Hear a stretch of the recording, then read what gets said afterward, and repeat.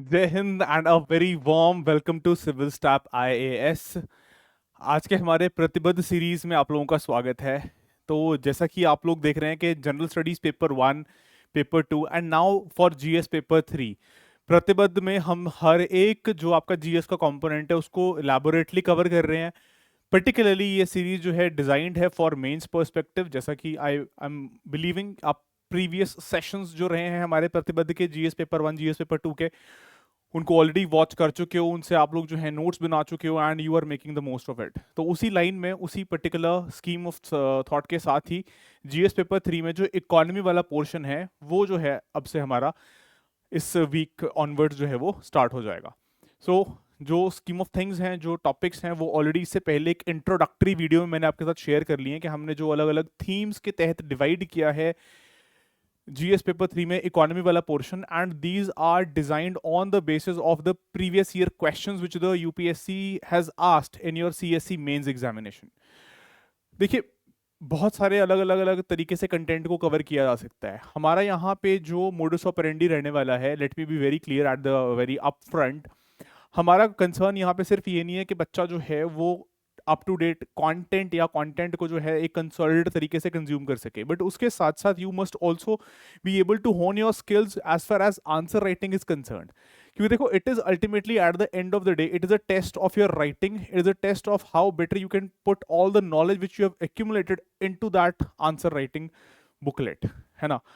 तो उसके लिए हमारा जो पूरा का पूरा ये चलने वाला है, इसका modus operandi as I was telling you, it will be we will be covering the content of course mains के पर्सपेक्टिव से, और साथ ही साथ उसमें कुछ कुछ हमने करंट भी इंटीग्रेट किया, जहां जहां पे करंट की अपडेशंस रिक्वायर्ड हैं वो भी किए हैं। क्योंकि हम पीवाईक्यूज भी देखने वाले हैं, तो पीवाईक्यूज कुछ 2022 23 वाले, 21 वाले, 20 वाले, 2019 वाले, 18 वाले, तो उस सालों में जो सवाल पूछे गए हैं वो हालांकि उस पर्टिकुलर ईयर के कंटेक्स्ट के हिसाब से पूछेगा, बट स्टिल हम उसको देखेंगे कि वो अगर मान लो उस वक्त एड्रेस करना होता या उसी सवाल को अगर 2000 आज के डेट में अगर एड्रेस करना होता तो हम कैसे एड्रेस कर सकते हैं। ठीक है, ऑल राइट। सो पहला जो हमारा थीम है that is Indian economic steps. ये कौन सा है? इसके अंदर हम बेसिक्स, बिल्कुल बेसिक्स जो हैं उसके बारे में बात करने वाले हैं। बेसिक्स एज इन जो बिल्कुल बेसिक टॉपिक्स हैं आपके, विच इंक्लूड बैंकिंग हो गया, अलग अलग बैंकिंग के फंक्शंस हो गए, टाइप्स हो गए, रेगुलेशन हो गया, इंक्लूजन हो गया, फाइनेंशियल इंक्लूजन हो गया, उसको लेके बहुत सारी अलग अलग चीज़ें जो है न्यूज़ में चलती रहती हैं, एंड उसके ऊपर जो सवाल पूछे हैं यूपीएससी ने, पीवाईक्यू जो पूछे हैं, वो भी हम आज इसी में कवर करने वाले हैं। ठीक है, अच्छा, आप लोगों से क्या एक्सपेक्टेशन है ना। जैसे एक सिटीजन चार्टर में सरकार बताती भी है कि हम क्या करने वाले हैं, और दूसरी पार्टी से क्या उम्मीद है, तो आपसे एक्सपेक्टेड ये है कि आप जो होंगे इस सेशन के बेसिस पे आप अपने ब्रीफ क्रिस्प नोट्स बनाओगे। ठीक है, ताकि अगर इस आंसर को आपको बाद में खुद कंस्ट्रक्ट करना हो तो आप खुद भी कंस्ट्रक्ट कर सको। एंड ये आपके पास सारे टॉपिक्स वाइज, सारे थीम वाइज जो हैं आपके खुद के अपने हैंड रिटन नोट्स बन जाएंगे, which will be helpful, beneficial tomorrow if you want to revise the thing, है ना। इस वीडियो के थ्रू रिवाइज करना बार बार मुश्किल होगा, उतना ईजी नहीं होगा। तो आपके पास अगर अपने खुद की चीज़ होगी तो that will be very much helpful in ensuring that you are making most of this initiative। और रही बात के जो इस सेशन का पीडीएफ होगा वो तो आपके पास डिटेल्ड फॉर्म में शेयर किया ही जाएगा, है ना। लास्ट में at the last slide I will share the QR code और I will share the link of the Telegram channel.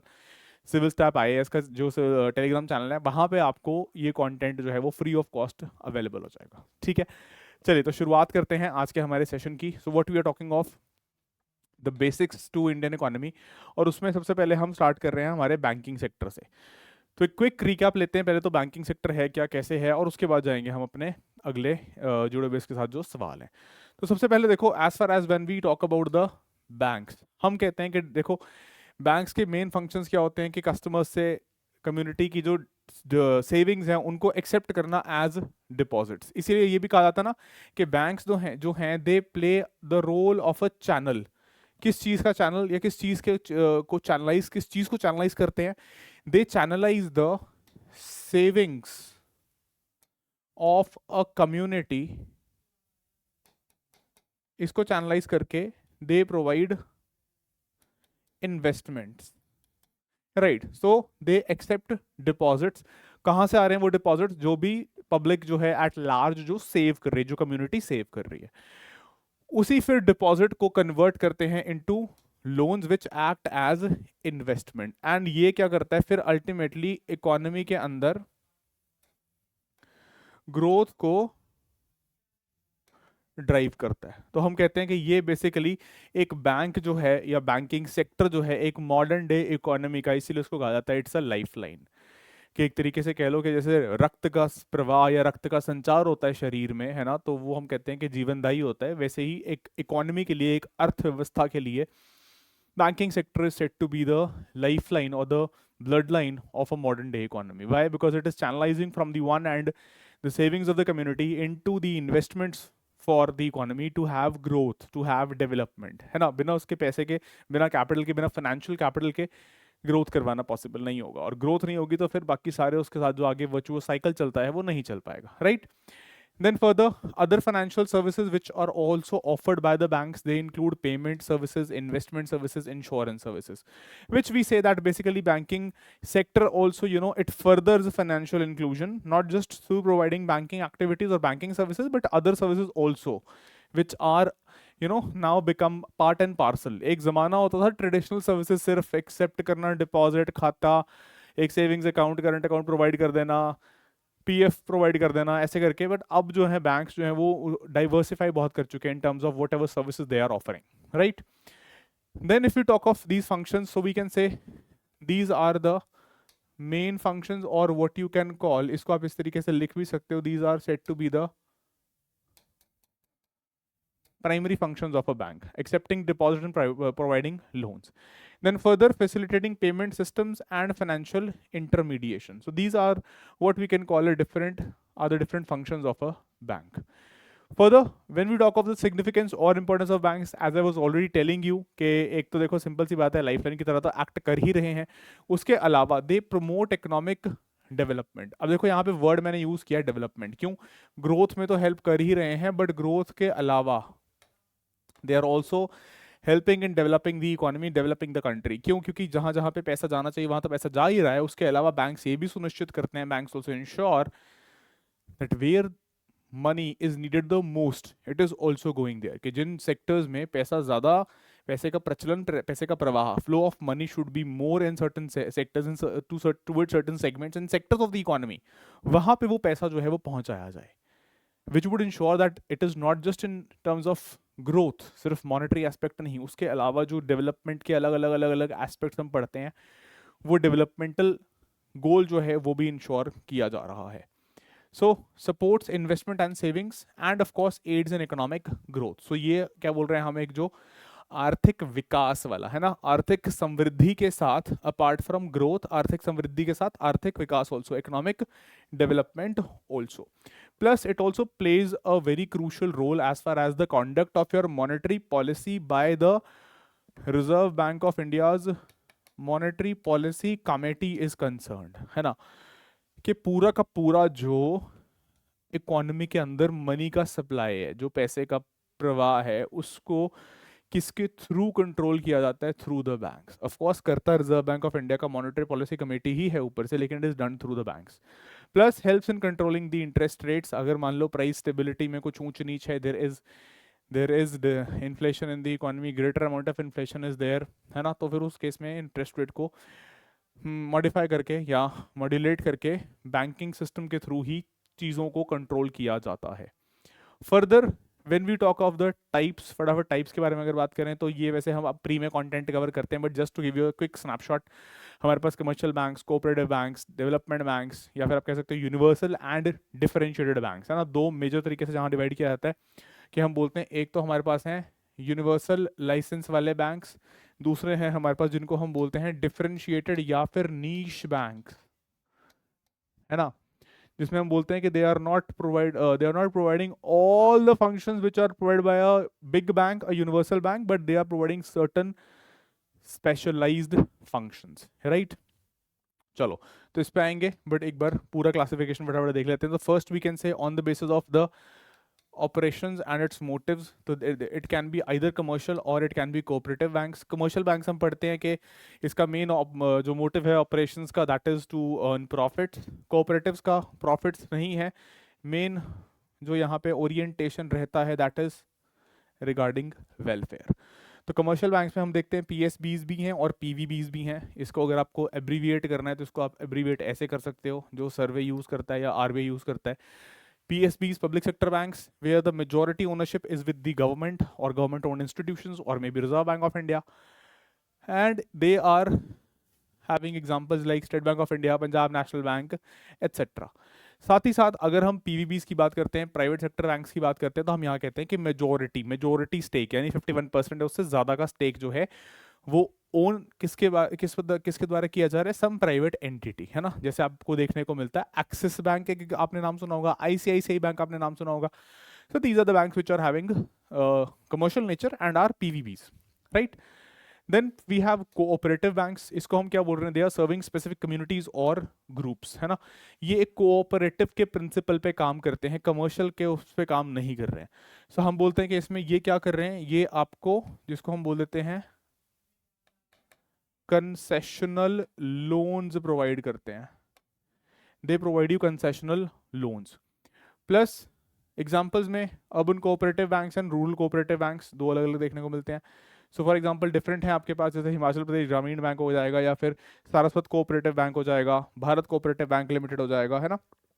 Sorry HP ग्रामीण तो उसमें चला जाएगा, RRB में चला जाएगा, बट ये हमारे पास एग्जाम्पल्स हो जाएंगे कोऑपरेटिव बैंक्स के।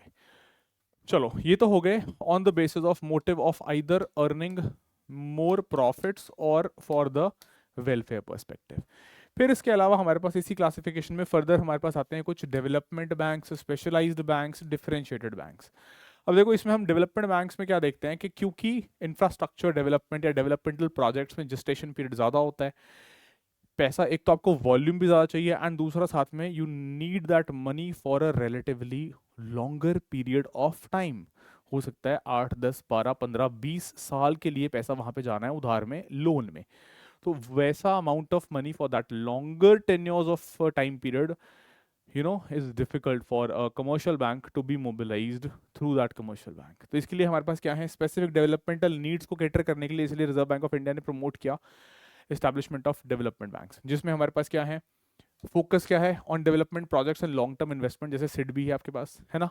देन स्पेशलाइज्ड बैंक्स का इसी में अगर जिक्र करें तो you have banks which are promoting agriculture और may be export and import for the country. So आपके पास नबार्ड है, आपके पास एक्सपोर्ट इंपोर्ट बैंक है, एग्जिम बैंक है ना। ये क्या कर रहे हैं, फाइनेंशियल सपोर्ट प्रोवाइड कर रहे हैं एग्रीकल्चर को, जैसे नबार्ड हो गया, national bank for agriculture and rural development, नाम सुना होगा डेफिनेटली। एंड ये फॉरेन ट्रेड को फैसिलिटेट कर रहा है, ठीक है। तो ये भी कुछ हमारे पास स्पेशलाइज्ड बैंक्स हैं। Then what we call is another category that is called differentiated banks. अब इसमें क्या हो रहा है, देखो ये डिफरेंशिएटेड का मतलब है ये सिर्फ कुछ आप कह सकते हो स्पेशलाइज्ड फंक्शंस ही परफॉर्म कर रहे हैं, and they are not catering to the entire section of the society. ये कुछ स्पेसिफिक टारगेट्स के साथ कुछ स्पेसिफिक फोकस एरियाज में ही टारगेट कर रहे हैं। जैसे हम बोल रहे हैं पेमेंट्स बैंक हो गया या फिर स्मॉल फाइनेंस बैंक हो गया, है ना। अब इनको सेटअप ही इस पर्टिकुलर लॉजिक के साथ सेटअप किया गया है कि फाइनेंशियल इंक्लूजन को और कैसे बढ़ाया जाए। तो उसके लिए आप कह सकते हो कि they operate on a smaller scale without involving any credit risk, right. Plus set up on the recommendation of Nachiket Moore Committee, registered as a public limited company under the Companies Act 2013 and licensed under the Banking Regulation Act 1949। ये किसके प्रावधान है, ये आपके जो एक payment bank है उसके प्रावधान है, ठीक है। और एक बात और यहाँ पे ऐड कर सकते हो कि जो पेमेंट बैंक है वो पर account per annum only accept कर सकता है ₹2 लाख, इसको लाख करना पड़ेगा, पर account it can accept only a maximum amount of ₹2 lakh. पहले 1 लाख की लिमिट होती थी, अब ये लिमिट रिवाइज करके कर दी गई थी 2 लाख रुपए, ठीक है। चलो then we are coming to SFBs, small finance banks. अब again these are specialised banks, RBI के द्वारा ही लाइसेंस होते हैं, and they are also registered as public limited companies under the companies act 2013, है ना, and governed by banking regulation act 1949। ये क्या कर रहे हैं, स्मॉल फाइनेंस बैंक्स भी जो हैं ये क्या कर रहे हैं, ये भी बेसिकली छोटे ग्रामीण या कह लो छोटे एरियाज में जहाँ पे रिलेटिवली बड़े कमर्शियल बैंक्स प्रेजेंट नहीं हैं वहाँ पे फाइनेंशियल इंक्लूजन प्रोवाइड करने का काम कर रहे हैं, ठीक है। हाँ बस एक बात ध्यान रखना, पेमेंट्स बैंक जो है वो डोमेस्टिक रेमिटेंस प्रोवाइड करता है, इंटरनेशनल रेमिटेंस सर्विसेज प्रोवाइड नहीं करता है, और साथ ही साथ ये लोन भी नहीं दे सकता है। पेमेंट बैंक जो है इट कैन नॉट, क्योंकि यहाँ ये लिखा था ना क्रेडिट, तो ये it can not provide loan और it can not issue credit card, ठीक है। तो ये चीज़ पेमेंट बैंक के रिगार्डिंग हम बात करते हैं। चलो, that is regarding the types of classification of banks in India. Now coming to the regulation and supervision. जब रेगुलेशन और सुपरविजन की बात होती है तो हमारे दिमाग में सेंट्रल बैंक आता है, that is the reserve Bank of India. क्या करता है रिजर्व बैंक ऑफ इंडिया? एक तो सेंट्रल बैंक है, साथ ही साथ it is the what we call the monetary authority. Monetary authority होने के नाते आप ये कह सकते हो, you can say that since Reserve Bank of India being the central bank or and being the monetary authority of the country, it has a very important function, that is regulating the monetary policy. It formulates, it implements, and it regulates the monetary policy. Then it is this whole authority which manages currency on behalf of the sovereign, on behalf of the government.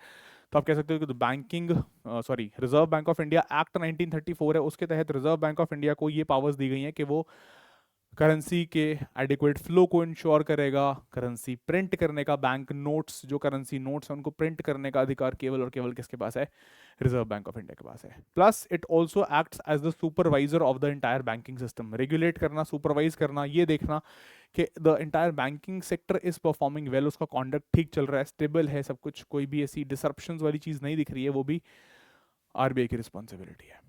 चलिए, then further the key functions if you talk of formulating and implementing monetary policy, है ना, which is very crucial, very very very crucial for growth and development of the country. Plus regulating and supervising the financial institutions जो भी registered हैं, चाहे उसमें banks हो या other institutions हो. Plus managing foreign exchange and maintaining financial stability. तो आप देखते हो जब भी रूपी जो है वो बहुत ज़्यादा वोलेटाइल मूवमेंट्स दिखा रहा होता है कि रूपी फ्लक्चुएट कर रहा है विद रिस्पेक्ट टू डॉलर और with respect to some other currency, तो फिर आरबीआई इंटरवीन करके उसके अंदर स्टेबिलिटी लाने वाला काम करता है.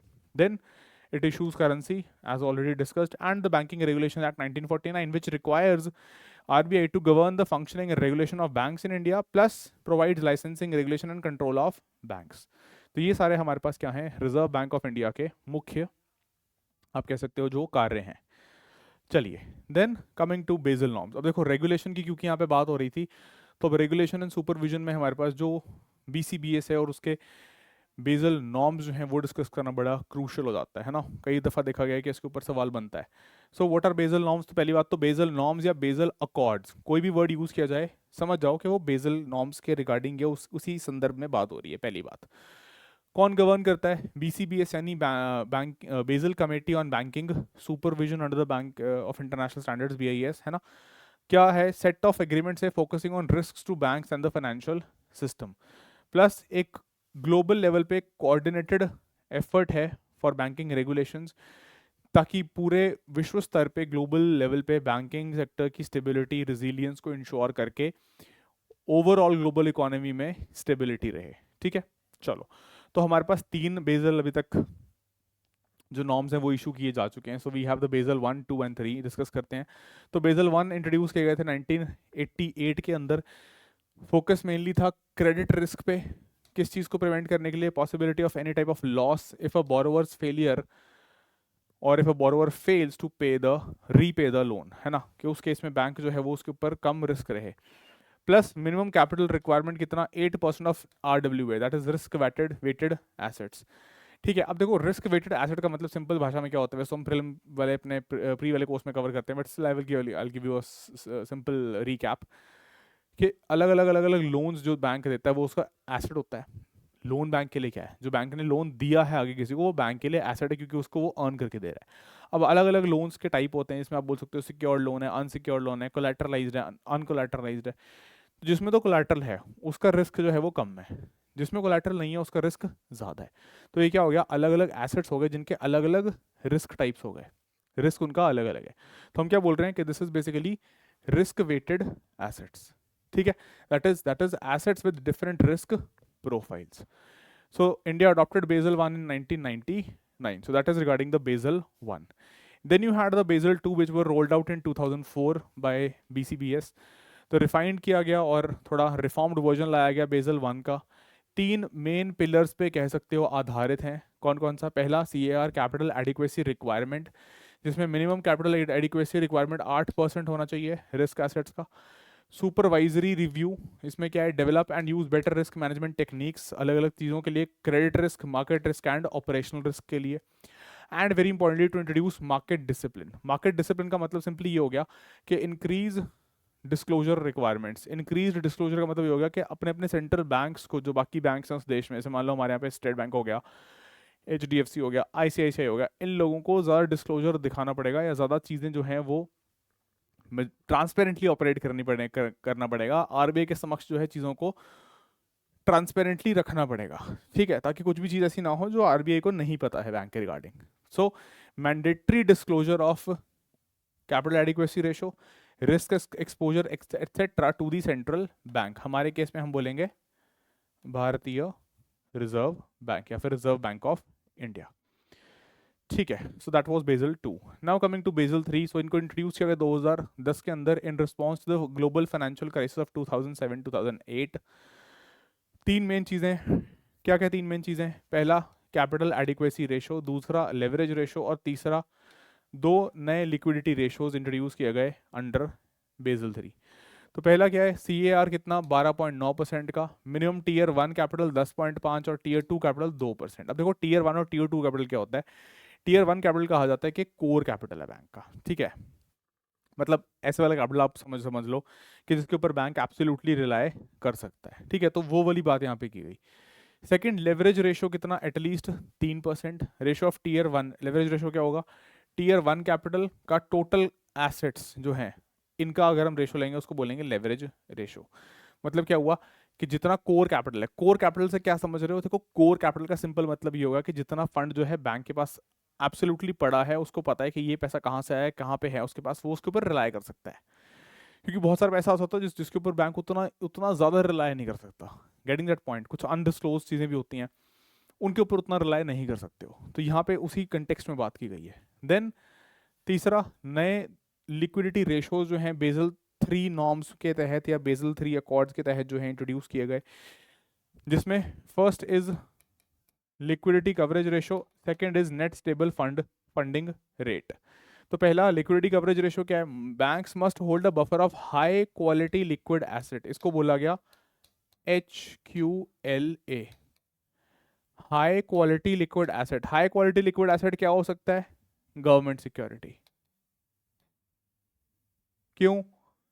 एक तो रिस्क फ्री है, किसी को भी आगे सेल करना चाहोगे कर सकते हो, प्लस लिक्विड एसेट है, जब मर्जी लिक्विडेट किया जा सकता है, जब मर्जी जो है इसको कैश में कन्वर्ट किया जा सकता है, जब मर्जी यूज करने के लिए आगे इसको आप सेल कर सकते हो। तो these are high quality liquid asset, ठीक है। Plus it measures short term resilience, 30 दिन, मतलब अगर मान लो जल्दी बैंक को लिक्विडिटी चाहिए 30 डेज के टाइम पीरियड के अंदर अंदर, तो फिर वो HQLA में डिप करके अपने HQLAs को यूज करके लिक्विडिटी अरेंज कर सकता है। दूसरा जो है ये वाला NSFR, net stable funding ratio, ये लॉन्ग टर्म के पर्सपेक्टिव से है, 1 साल के पर्सपेक्टिव से। यहाँ पे क्या है? Require stable sources of finance for bank activities, कि यहाँ पे आप 1 साल, अगला पूरा 1 साल फाइनेंशियल ईयर आप देख के चल रहे हो कि उसमें आपको जो भी फंड्स की जरूरत पड़ सकती है, आप उनके लिए अपना ताम झाम इंतजाम, कह लो ताम झाम नहीं, इंतजाम जो है you have that covered under net stable funding ratio, ठीक है। तो ये ध्यान रखना, this was something new which was added under the Basel 3 norms, ठीक है जी। चलो, so that is the all Basel 3। Now coming to banking products and services. तो देखो अलग अलग चीज़ें हैं, जैसे डिपॉजिट प्रोडक्ट्स हैं आपके पास, यू हैव सेविंग्स अकाउंट जिसमें आप क्या करते हो? इंटरेस्ट प्रोवाइड करते हो सेविंग्स पे कस्टमर्स को। Then you have current accounts use for day to day transactions, no interest, है ना, मोस्टली बिजनेसेस यूज करते हैं इसको। Then fixed deposits, recurring deposits, FDs, RDs, है ना, this we have all discuss already, है ना। हाई इंटरेस्ट रेट है फिक्स टर्म्स के लिए, अगर आप मान लो लेट्स से फॉर एग्जांपल आपने 1 लाख रुपए 1 साल के लिए FD करवा दी, तो उसके ऊपर आपको बैंक ज़्यादा रेट ऑफ इंटरेस्ट ऑफर करता है ना, क्योंकि उसमें बैंक के पास लिक्विडिटी का कोई दिक्कत नहीं होती, उसको पता है कि 1 साल के लिए तो भाई ये पैसा जो है मेरे पास वो सिक्योर्ड पड़ा ही पड़ा है ना। तो उस तरीके से FD और RD जो है वो एक्ट करते हैं as products. Then you have loan products, जिसमें अलग अलग टाइप के लोन्स हैं, जैसे कि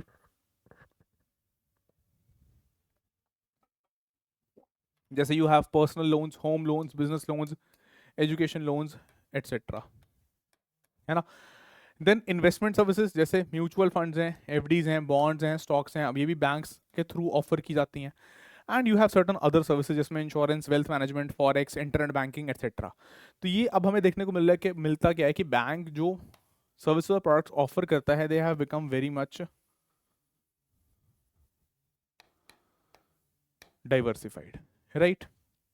चलिए, then coming to banking sector reforms. तो अब देखो इसमें एक तो लिबरलाइजेशन और प्राइवेटाइजेशन के टाइम पे जो है मेनली रिफॉर्म्स किए गए, जहाँ पे क्या हुआ, एफिशिएंसी और कंपटीशन को इम्प्रूव करने की बात हुई, प्राइवेट सेक्टर बैंक्स की एंट्री को अलाउ किया गया, फॉरेन बैंक्स की एंट्री को बढ़ाया गया, है ना, अलाउ तो क्या गया, बढ़ाया गया इनफैक्ट आप कह सकते हो। Then banking sector reforms after 2000। So we have had two major reports, Narasimham Committee reports and Raghuram Rajan report, जहाँ पे क्या हुआ कि recommendation for creating for banking sector reforms, जहाँ पे फाइनेंशियल सेक्टर रिफॉर्म्स भी किए गए, है ना। धीरे धीरे हमने देखा कि 1991 के बाद आपका जो रूपी है उसको करंट अकाउंट के लिए कन्वर्टेबल भी बनाया गया बैंक्स के through. Plus Raghuram Rajan committee ने क्या सजेस्ट किया, फर्दर फाइनेंशियल इंक्लूजन के लिए, बैंकिंग सेक्टर इंप्रूवमेंट्स के लिए, the creation of new types of banks, है ना, नए बैंक्स जो हैं। नरसिम्हम कमेटी ने भी ऐसी बात करी। Then further digital banking, rise of digital banking platforms, जिसके तहत आप देखते हो कि the national payments corporation of India जो है इसको क्रिएट किया गया, यूनिफाइड पेमेंट्स इंटरफेस, इसके अलग अलग जो एनपीसीआई के प्रोडक्ट्स हैं, नया पेमेंट गेटवे कॉल्ड रूपे, ये सारा कुछ जो है नया क्रिएशन। क्यों? Because of rising digital banking ecosystem. Then online transactions, financial technology, fintech and government initiatives, Digital India and financial literacy campaigns. तो ये सारे रिफॉर्म्स हमें देखने को मिले हुए in you can say the digital arena under the banking sector, ठीक है। फिर देखो अभी चैलेंजेस क्या हैं। तो चैलेंजेस में हमें मेनली देखने को मिलता है कि एक तो एनपीएस का चैलेंज देखने को मिला है ना, लोन्स विच आर डिफॉल्टिंग और अरियर्स, जहाँ पे इंटरेस्ट या प्रिंसिपल अमाउंट जो है वो वापस नहीं आया। Plus its impact on financial stability and profitability. Bank का भाई एसेट डूब गया, उसका प्रॉफिट जो है वो नीचे आ गया, वो तुम्हें अब उतना लोन देने की कैपेसिटी नहीं रखता, महंगे लोन देगा, ग्रोथ पे, इन्वेस्टमेंट्स पे, ग्रोथ पे और डेवलपमेंट पे फर्क पड़ेगा, है ना। Then frauds and financial crimes, जहाँ पे इंस्टेंसेस ऑफ साइबर क्राइम्स भी हैं, and measures to combat them.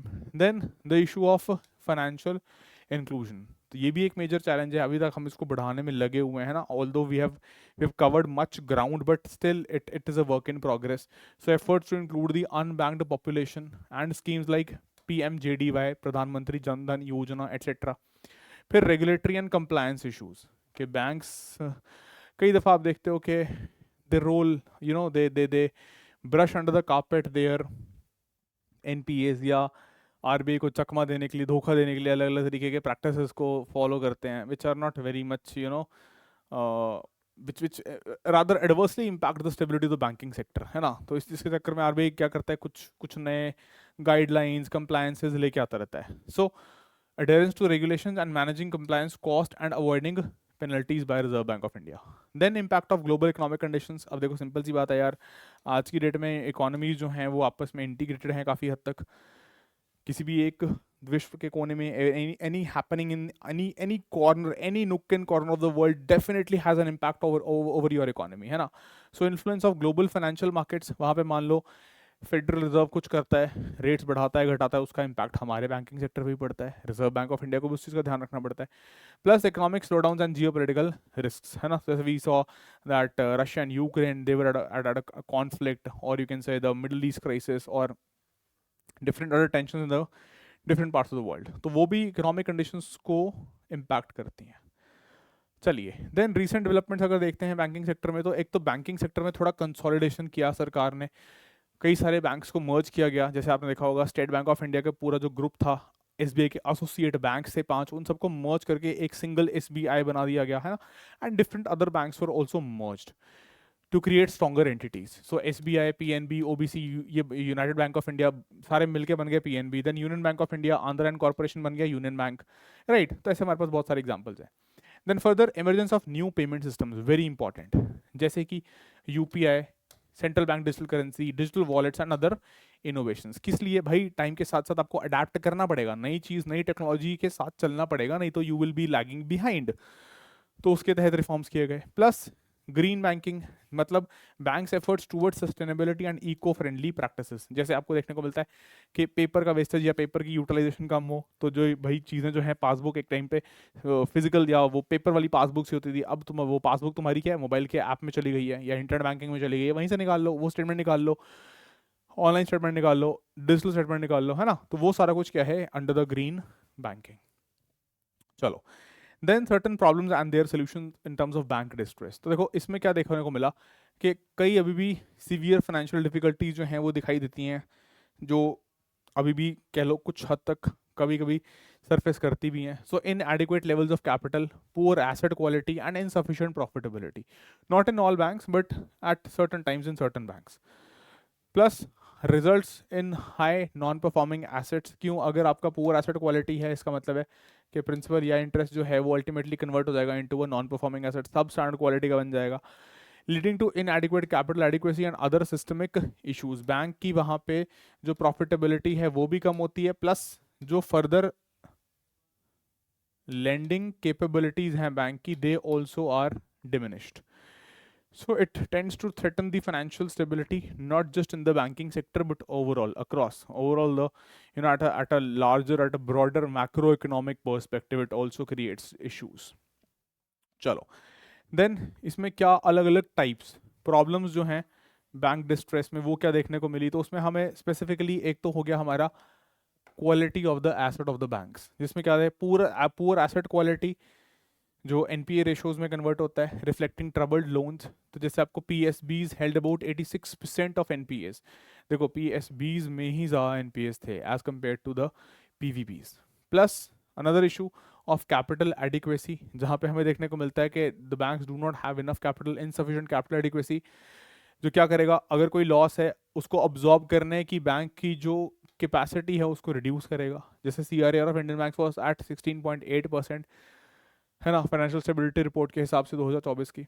Then unhedged forex exposure, जैसे banks with these foreign exchange exposure they face the risk from currency fluctuation, क्योंकि भाई अभी आपने रूपी को उतना इंटरनेशनलाइज नहीं किया है, अभी आप डी डॉलराइजेशन की तरफ उतना आगे नहीं बढ़े हैं जहाँ पे आप कंप्लीटली अपने डोमेस्टिक करेंसी, अपने खुद के करेंसी आईएनआर पे, इंडियन नेशनल रूपी पे, भारतीय रुपए पे आप रिलाय करें। अभी भी आप फॉरेन करेंसी के फ्लक्चुएशंस की वजह से अफेक्ट होते हैं क्योंकि आप उसमें डील करते हैं, ठीक है। तो ये एक और रिस्क है। Then with respect to balance sheet management and the TBS problem, the twin balance sheet, अब ये खैर उतना नहीं है बट पहले पिछले डेकेड में तो बहुत देखने को मिला हमें।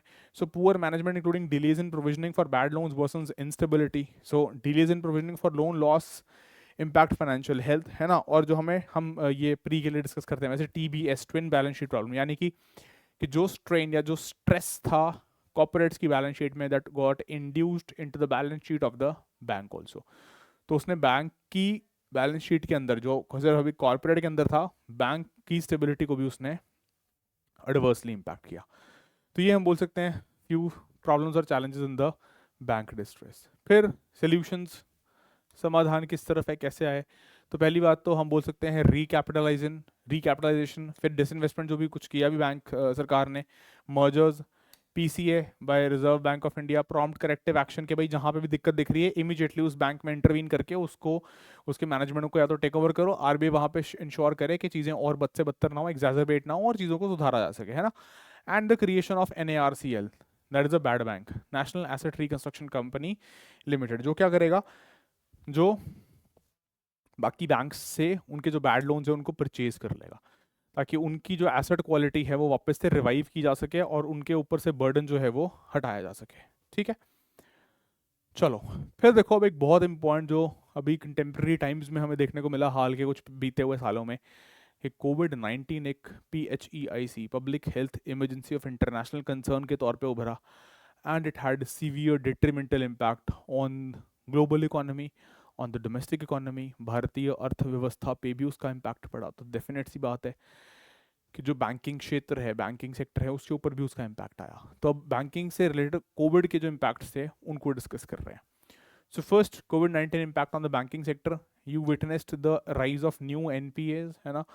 क्यों भाई? सिंपल सी बात है, इकोनॉमी में एक बार तो कंप्लीट शटडाउन था, कुछ एसेंशियल सेक्टर्स को छोड़ के, एग्रीकल्चर वगैरह एटसेट्रा, मेडिसिन हो गया है ना, इनको छोड़ के बाकी हर तरफ जो है इट वाज लॉकडाउन। अगर लॉकडाउन था तो उनके जो रेवेन्यूज थे वो नीचे गए, उनके रेवेन्यूज नीचे गए तो डेफिनेटली उन्होंने जो लोन्स ले रखे थे उसको रीपे करने की उनकी कैपेसिटी जो है वो कम हुई, वो वीकन हुई। So leading to increase NPAs due to business disruption and job losses. Second, crowding out of the private sector. Crowding out का मतलब ये हुआ कि सरकार का खर्चा क्योंकि बढ़ा, जिसके चक्कर में सरकार ने ज़्यादा लोन्स उठाए, सरकार का फिजिकल डेफिसिट आपने देखा कि 6.5% का जो परसेंट 6.5% ऑफ जीडीपी को ब्रीच करके ऊपर चला गया, है ना। तो इस चक्कर में क्या हुआ कि प्राइवेट सेक्टर के पास ना तो पैसा, एक तो रेवेन्यू से तो आ ही नहीं रहा था, और उसके अलावा भी ओवरऑल इकोसिस्टम में जो मनी का फ्लो था वहां से भी पैसा प्राइवेट सेक्टर के पास कम हो गया, जिसकी वजह से it led to crowding out of the private sector, which means increased government borrowing during the pandemic, reducing risk availability, reducing credit availability for the private sector. Plus households की तरफ से भी लो सेविंग्स रेट। क्यों? Savings rate fell to 27% in 2022-23 affecting the deposit base of banks. अब इसी के ऊपर देखो, ये सेविंग्स रेट के ऊपर ही यूपीएससी ने एक सवाल भी पूछा, ठीक है, करेंगे डिस्कस इसको। And low investment rate. Why? भाई सीधी बात है, अगर बैंक्स के पास ही पैसा नहीं है तो आगे वो पैसा घुमाएंगे कैसे लोन्स में, तो इन्वेस्टमेंट के ऊपर भी इम्पैक्ट पड़ेगा, which would mean dropping to 29% 2021-22, impacting banks lending and investment opportunities and impacting growth and development in the economy। ठीक है बच्चे, चलो, तो ये हो गया कोविड एंड बैंकिंग। अब देखो सुनील मेहता की रिपोर्ट आई, एक सुनील मेहता कमेटी की रिपोर्ट आई, एंड प्रोजेक्ट सशक्त। ये क्या था? तो 50 करोड़ के up to 50 crore direct management of NPS by the banks. क्यों? ताकि उतना ज़्यादा धक्का ना लगे बैंकिंग सेक्टर को, स्टेबिलिटी जो है वो बहुत ज़्यादा हिले नहीं। Plus 50 to 500 crore rupees resolution using insolvency and bankruptcy code, IBC, करेंगे इसके बारे में बात।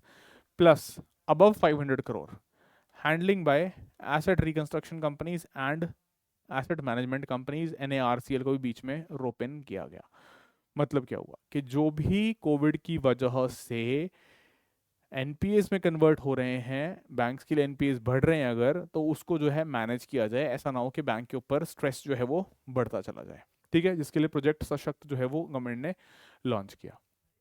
ठीक है, plus very important the Indradhanush plan. Indradhanush में क्या कंपोनेंट्स किए गए? A B C D E F G, इसका आप ऐसे याद कर सकते हो।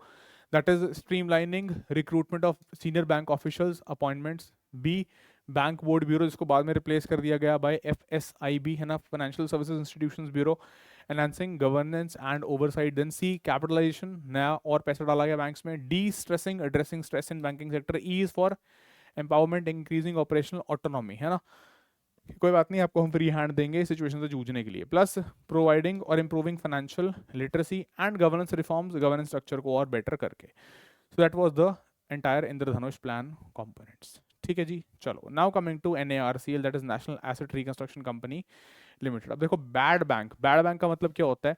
एक ऐसा बैंक जो बाकी banks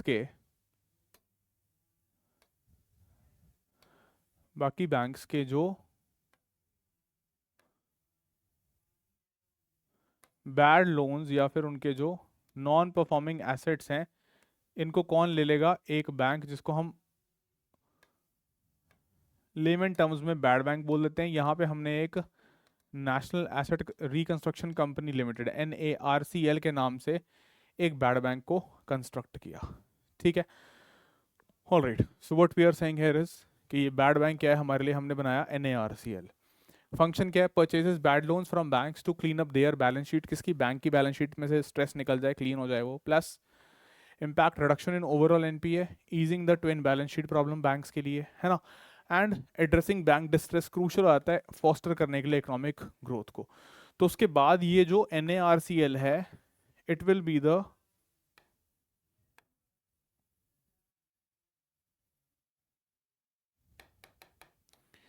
responsibility of the NARCL के एनएआरसीएल कैसे उस बैड लोन को, है ना, उससे कैसे पैसा रिकवर करता है। So a stable and efficient banking system supports economic development. Plus, Reserve Bank of India and government need to implement reforms and strategic measures to strengthen the banking sector. जिसके लिए precisely आपने create किया NARCL को। ठीक है, चलो, then coming to IBC, insolvency and bankruptcy code 2016। अब देखो एन आईबीसी जो है, आईबीसी लाने के पीछे भी जो लॉजिक था वो यही था कि जो बैंकिंग सेक्टर में दिक्कत है उसको दूर किया जाए, और रेजोल्यूशन जहाँ पे भी कंपनी जो हैं, इंडिविजुअल्स जो हैं, वो अब रीपे नहीं कर पा रहे हैं अपना लोन, तो उसको कैसे जो है उस चीज़ को एड्रेस किया जाए। क्योंकि देखो पैसा तो फंस रहा है, लेकिन अब उस चीज़ में किसी को ब्लेम करने से बेटर ये है कि हम एक रेजोल्यूशन प्रोसेस की तरफ जाएं। तो वो रेजोल्यूशन प्रोसेस को स्ट्रीमलाइन करने के लिए insolvency and bankruptcy code government ने इंट्रोड्यूस किया इन द ईयर 2016। ठीक है, तो एक टाइम बाउंड प्रोसेस किस चीज़ के लिए? इंसॉल्वेंसी को रिजॉल्व करने के लिए, है ना। एप्लीकेबल किस किस पे? कंपनीज पे, इंडिविजुअल्स पे, अदर एंटिटीज पे है। एम क्या कर रहा है? एड्रेस करना इन इश्यूज को मोर इफेक्टिवली एंड एफिशिएंटली। कि मान लो जैसे एक कंपनी है एबीसी कंपनी, उस एबीसी कंपनी ने अपने हाथ खड़े कर दिए कि भाई मैं अपना लोन का पैसा वापस नहीं चुका सकती। तो अब एक तो जो वो एबीसी कंपनी है जिसने पैसा उठाया उधार में, और इधर से जो भी उसके क्रेडिटर्स हैं, चाहे बैंक है चाहे कोई और हैं, ठीक है, फाइनेंशियल इंस्टीट्यूशंस जो भी हैं, उनको बिठाएंगे एक साथ। इस प्रोसेस को ओवरसी कौन करेगा? एक आईपी। आईपी क्या है? Insolvency professional. ठीक है, वो अपनी फीस वगैरह चार्ज करेगा, लेकिन वो क्या करेगा? एक कमेटी ऑफ क्रेडिटर्स बनाएगा। इधर जिस जिस लोग जिस जिस पार्टी ने लोन दिया है, मान लो इस एबीसी कंपनी को, उन सभी क्रेडिटर्स की एक कमेटी बनाएगा, और बैठ के बात करेंगे कि भाई देखो कैसे करना है, क्या करना है। इसका 180 दिन का टाइम पीरियड लेंगे, उसके अंदर अंदर अगर तो ये रिजॉल्व हो गया तो ठीक है, नहीं तो फिर उस कंपनी के एसेट्स को लिक्विडेट किया जाएगा, बेचा जाएगा, और पैसा रिकवर जितना हो पाएगा रिकवर किया जाएगा। ठीक है, plus it replaces the earlier mechanisms which are considered inadequate. जैसे हमारे पास सरफेसी एक्ट था, है ना, एटसेट्रा। तो इनको ये देखा गया कि ये उतने सही तरीके से काम नहीं कर पा रहे हैं, राइट। चलो, देन आईबीसी में क्या किया गया? Coverage applies to individuals, companies, limited liability partnerships and partnership firm, सबको। प्लस दो adjudicating authorities, NCLT national company law tribunal and debt recovery tribunals. Plus regulatory body body कौन है? IBBI, that is insolvency and bankruptcy board of India, जो oversee करेगा IP को या insolvency professionals को and agencies को। So that was the entire IBC.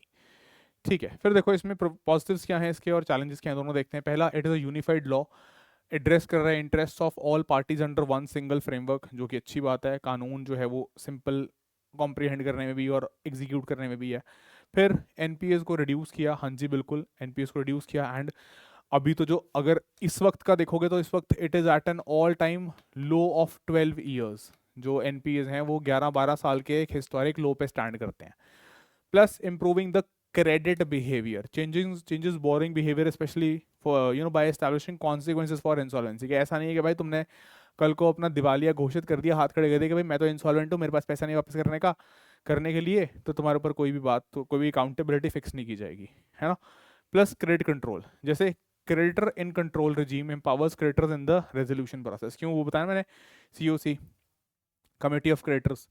Then creditor control कर लिया। अच्छा, ease of exit, that is simplifies exit process for struggling companies. कि भाई ठीक है, नहीं हो रहा काम, okay fine, let's shut shop, बंद करते हैं, फिर इस चीज़ को बंद करते हैं, let's put a full stop to it. क्यों जरूरी है? क्योंकि देखो यार, उसको ड्रैग करके तो कोई फायदा नहीं है, नुकसान हो रहा है, कंपनी को भी नुकसान हो रहा है, बैंक को भी नुकसान हो रहा है, उसका पैसा भी रिकवर नहीं हो रहा है। Both the parties are at a losing end. And reduced crony capitalism, कि mitigates cronyism impact by enforcing transparency. कि पारदर्शिता की वजह से ये भी चीज़ जो है वो थोड़ा बेटर हो पाएगी, ऐसा नहीं कि पैसा डाउन द ड्रेन जा रहा है उसमें। ठीक है, देन सक्सेस इंडिकेटर्स, एक तो रिकवरी रेट बढ़ा, रैंकिंग इंप्रूवमेंट हुई या हमारे रेजोल्यूशन रिजॉल्विंग इंसॉल्वेंसी की। प्लस कुछ अवार्ड जैसे ग्लोबल रिस्ट्रक्चरिंग रिव्यू अवार्ड 2018 के, and recovery amount 70,000 crore recovered in the physical 2019 through IBC, which was double the amount from other mechanisms. तो दिस इनिशियली भी आपको देखो सक्सेसेस देखने को मिले। फिर चैलेंजेस क्या हैं? डीले, इसके एक तो ऑफन जो है 180 दिन से ऊपर गया। दूसरा, जुडिशियल बॉटलनेक्स, जैसे अगर मान लो एनसीएलटी में केस पहुंच गया तो फिर उसके बाद वही जुडिशियल डीलेज हो रहे हैं उसके अंदर। प्लस पब्लिक मनी इरोजन, क्यों? Prolonged delays lead to wastage of public resources. फिर रेजोल्यूशन प्लान अप्रूवल्स के low approval rates and poor recovery in not all but certain cases.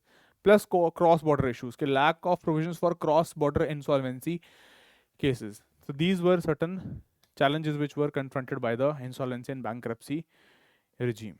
ठीक है जी, चलो now coming to another associated thing that is called cashless economy. देखो cashless economy की definition क्या बोल सकते हो कि एक तो फाइनेंशियल ट्रांजैक्शंस जो अकर करती हैं predominantly through economic channels rather than physical cash. कैसे कैसे मेथड्स हो सकते हैं, ई वॉलेट्स हो सकते हैं जो आप देखते हो in the case of central bank digital currency, then credit and debit cards and bank transfers. ठीक है, इंडिया में इनिशिएटिव्स क्या है, डिजिटल इंडिया है, क्या एम करता है increase the efficiency and reach of financial systems. ठीक है, देन इंडिया में अलग अलग तरीके क्या क्या हैं, आरटीजीएस है, नेफ्ट है जो 24/7 अवेलेबल हैं, है ना, टाइम बाउंड सेटलमेंट्स हैं सेबी के गाइडलाइंस के under, plus unified payments interface UPI NPCI very importantly यहाँ पे यूपीआई से पहले national payments corporation of India, साथ में unified payment interface which has now gone international, है ना, और उसके अलग अलग और भी बहुत सारे प्रोडक्ट्स हैं। ठीक है, चलो then NBFCs non banking financial companies ये क्या होती हैं, दे रजिस्टर्ड अंडर, पहली बात तो companies act not under banking regulation act. Main activity क्या है, लोन्स एंड एडवांसेस या फिर investment in shares and other securities, ये मेन प्राइमरी बिजनेस होना चाहिए। प्लस की डिस्टिंक्शन क्या है बैंक के अलावा कि they can not accept demand deposit accept example checking accounts etcetera etcetera, है ना, एक्सेप्ट कि अगर आरबीआई से इनको परमिटेड है तो। Plus they are also systemically important, है ना, जैसे हम डी से बोलते हैं ना डोमेस्टिक सिस्टमिकली इंपॉर्टेंट बैंक्स, वैसे ही डोमेस्टिक सिस्टमिकली इंपॉर्टेंट एनबीएफसीज भी होती हैं। एसेट साइज कितना है, 500 करोड़ या उससे ज्यादा, and reflect significant role in financial system. ठीक है, तो इसके देखो चैलेंजेस क्या हैं हमारे पास, कि एक तो करंट प्रॉब्लम्स क्या है, मल्टीपल रेगुलेटरी बॉडीज हैं। मतलब क्या हुआ कि एनबीएफसी के लिए रेगुलेशन एक सिंगल बॉडी नहीं करती। क्यों, जिस डोमेन में एनबीएफसी काम कर रही है उसी डोमेन का जो रेगुलेटर है वो रेगुलेट करेगा। जैसे फॉर इंस्टेंस शेयर्स में है तो सेबी कर रहा होगा, राइट, या अगर मान लो हाउसिंग फाइनेंस में है तो नेशनल हाउसिंग बैंक कर रहा होगा, या कुछ केसेस में आरबीआई कर रहा होगा। तो मल्टीप्लिसिटी जो है वो चैलेंज क्रिएट करती है। Plus difficulty in access to credit, पैसा मोबिलाइज करना मुश्किल होता है ना। Then risking lending patterns, riskier lending patterns का मतलब ये है कि पैसा चलो गया तो है लेकिन उसमें रिस्क जो है वो ज़्यादा है। So aggressive lending practices focus on high risk small and micro loans and concerns about their loan portfolios quality. Plus delayed project, अगर एनबीएफसी ने कहीं लोन पैसा जो है लोन में दिया बट प्रोजेक्ट में डिले हुआ तो फिर वहाँ पे रिटर्न्स जो हैं वो they are under threat. So many infra projects they face delays due to different challenges, है ना, चाहे एग्जीक्यूशन में चैलेंज है, रेगुलेशन है, क्लियरेंसेज हैं, which affects NBFC's financing these projects, कि वहाँ पे उसका NBFC का पैसा फंसता है, दिक्कत आती है, which leads to another challenge। ठीक है जी, सो अब देखो सवाल जो इस पर्टिकुलर एरिया से हमारे पास आया था, जैसे मैं आपको बता भी रहा था कि सेविंग्स रेट हमने डिस्कस किया, उसके ऊपर एक सवाल बना। ठीक है, 2017 का PYQ है। So this is what is the question से, among several factors for India's potential growth, savings rate is the most effective one. Do you agree? पहला पार्ट सवाल का। दूसरा, what are the other factors available for growth potential? So it was a 10 marker। ठीक है, आपके लिए देखो introduction part अगर देखें हम, how you could have built the intro part, the first thing. So you could have started with the definition aspect के savings rate and economic development जो है, पहली बात कि आप डेफिनेशन से स्टार्ट कर सकते हो, that is percentage of disposable personal income which is set aside for future use, that is what we call as the savings rate और द सेविंग्स। प्लस इंपॉर्टेंस क्या है, हाइयर सेविंग्स रेट जो है वो capital formation में contribute करती है which is instrumental for sustained economic growth, कि अगर सेविंग्स रेट रहेगा तो वो चैनलाइज होगा इनटू इन्वेस्टमेंट, ठीक है, जो ग्रोथ में हेल्प करेगा।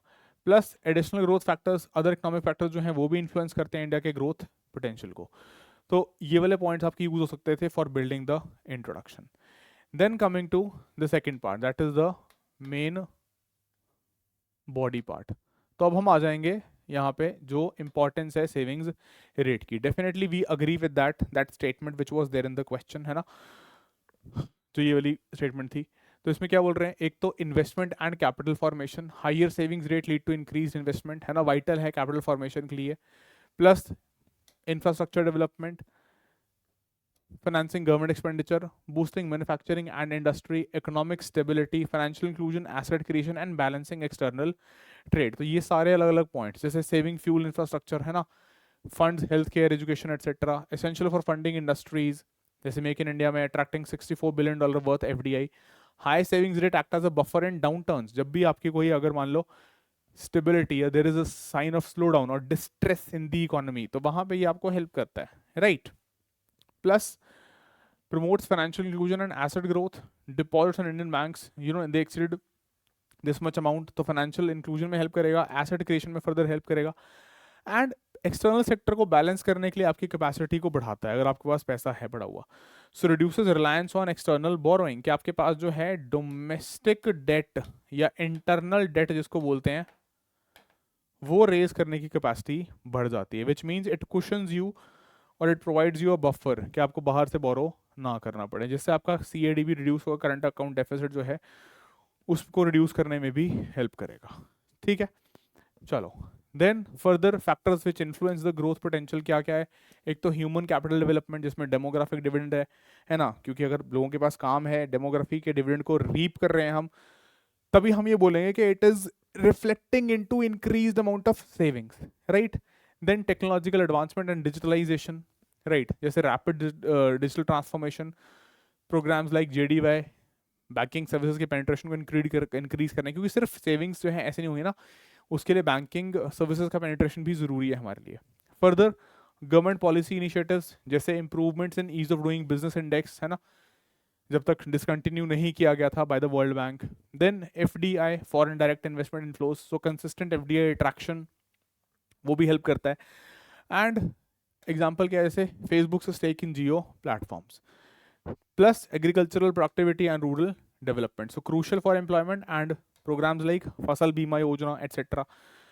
फिर growth, export growth and trade liberalisation. So export growth essential किसके लिए, इकोनॉमिक एक्सपेंशन, एंड हमारा मर्चेंडाइज एक्सपोर्ट जो है रीच $291 बिलियन इन 2020-2021. जो हमारा देखो ना BOT में डेफिसिट होता है ना, बैलेंस ऑफ ट्रेड में, तो उसको बढ़ाने की वजह से जो है उसको बढ़ावा तो देना ही है, और बढ़ावा देने से हमारे सेविंग्स में भी, इनकम्स में फ़ायदा होगा, तो डेफिनेटली सेविंग्स में भी हेल्प करेगा. ठीक है जी. So these are the factors which influence the growth potential.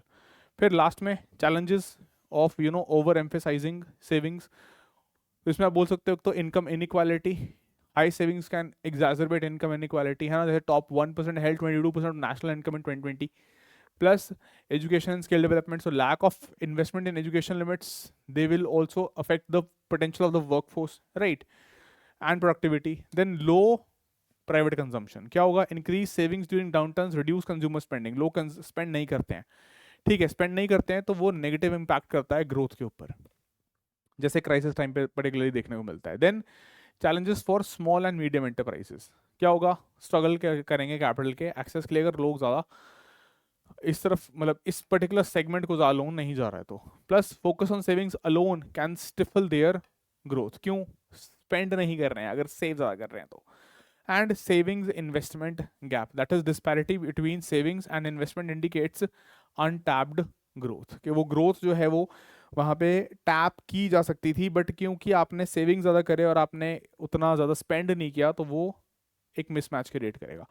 So bridging this gap is essential for maximizing economic benefits, कि सिर्फ ऐसा ना हो कि जो चंक ऑफ पॉपुलेशन है वो सेव ही कर रहा है, वो स्पेंड नहीं कर रहा है. स्पेंड नहीं कर रहा है तो there is decrease aggregate demand, उतना एग्रीगेट डिमांड नहीं है, तो वो इनको ज़्यादा इफेक्ट करता है, SMEs को, जिनके पास ऑलरेडी जो है they are struggling with their survival, और you can say with capital flows.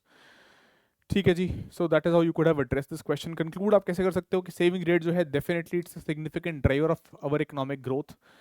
Holistic approach moving into the future is also required, जैसे very very very important, very very very important जो prime minister भी बोलते हैं, है ना, कि investment in human capital. Even doctor Jaishankar in different conclaves has addressed this, है ना, कि भाई ह्यूमन कैपिटल जो है जिस कंट्री के पास होगा वो आने वाले टाइम्स में उसके लिए ग्रोथ और डेवलपमेंट करवा के देगा, और वही एक की रहेगा to sustained growth. And further embracing technology, we are having IER 4.0, we are having things like artificial intelligence, big data analytics, machine learning, तो उसको एम्ब्रेस करना पड़ेगा. Plus improve policy environment and foster FDI. ठीक है.